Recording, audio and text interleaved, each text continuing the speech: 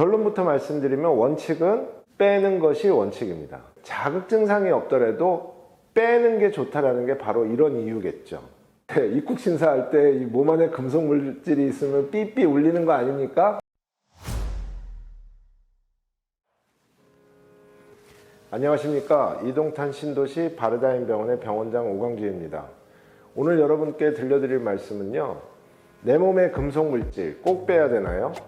바로 이겁니다. 내 몸의 금속 물질이라는 게 뭐냐, 정형외과적으로 뼈 수술로 인해서 금속판, 나사, 금속정, 기타 여러 가지 금속 물질을 몸 안에 넣을 수밖에 없는데요, 수술하고 회복한 다음에 열이면 열, 모든 환자분들이 궁금해 하시는 게 바로 이거 언제 빼야 되나요? 꼭 빼야 되나요? 이겁니다. 결론부터 말씀드리면 원칙은 빼는 것이 원칙입니다. 꼭 빼야 되는 경우를 말씀드리고요, 굳이 뺄 필요 없는 경우를 또 말씀드리겠습니다. 빼는 것이 원칙이라는 뜻은 반드시 빼야 된다는 말과는 좀 다르죠. 자, 이 사진에서 보는 바와 같이 피부 밑에 뼈 조직이 있는 경우, 금속판과 나사가 있는 경우 자극 증상이 생기게 됩니다. 날씨 흐린 날은 시리다, 또는 금속판이 만져진다, 불편하다, 이런 분들은 빼는 게 좋습니다. 또 두 번째 그림에서 보는 바와 같이 이건 무릎의 슬개골이거든요.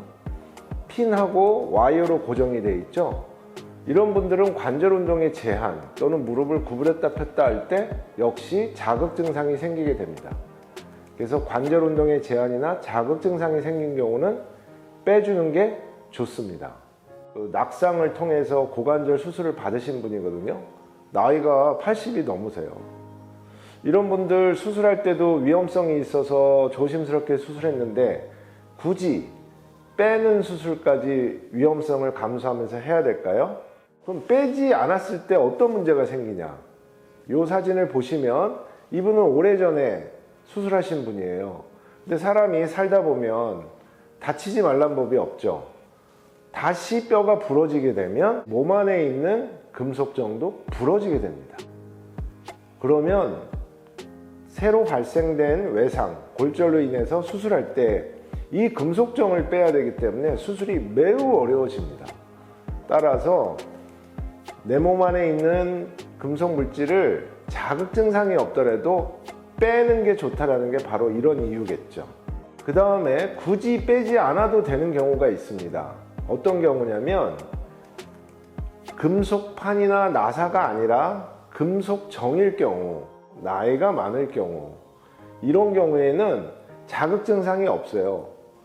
엑스레이에서는 이렇게 보이지만 뼈 안에 들어가 있는 거기 때문에 자극 증상이 없는 경우는 빼지 않아도 좋으나, 이 사진을 보시면 다른 대학병원에서 수술하고 오신 분입니다. 금속정으로 수술했죠? 나이는 좀 많아요. 그러면 나이도 많고 금속정이면 굳이 뺄 필요가 없다라고 말씀드렸는데, 이분은 발목 관절에 매우 근접해서 들어 있습니다. 그러니까 발목 연골면이 뚫릴 위험에 있은 그런 위험성이 있는 거죠. 따라서 이분은 나이도 많고 자극 증상이 없지만 뼈가 붙으면 꼭 빼주는 것이 좋겠습니다. 이런 예외적인 경우가 있습니다.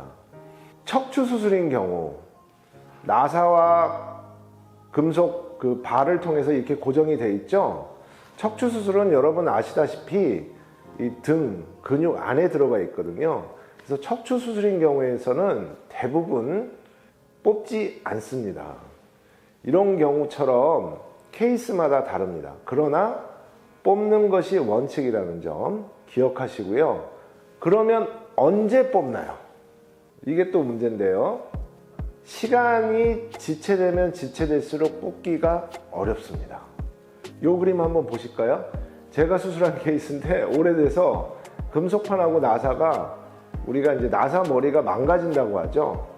이런 좀 국적 불명의 표현을 써서 죄송하지만 이제 나사 머리가 빠가가 난다, 헛돈다, 그런 경우가 있습니다. 이럴 때는 제가 다이아몬드 벌을 이용해서 어쩔 수 없이 금속판하고 나사를 절단해서 뽑아 드렸거든요.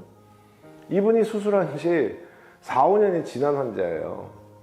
그러니까 너무 시간이 지체되면 뽑기가 어렵다는 점입니다.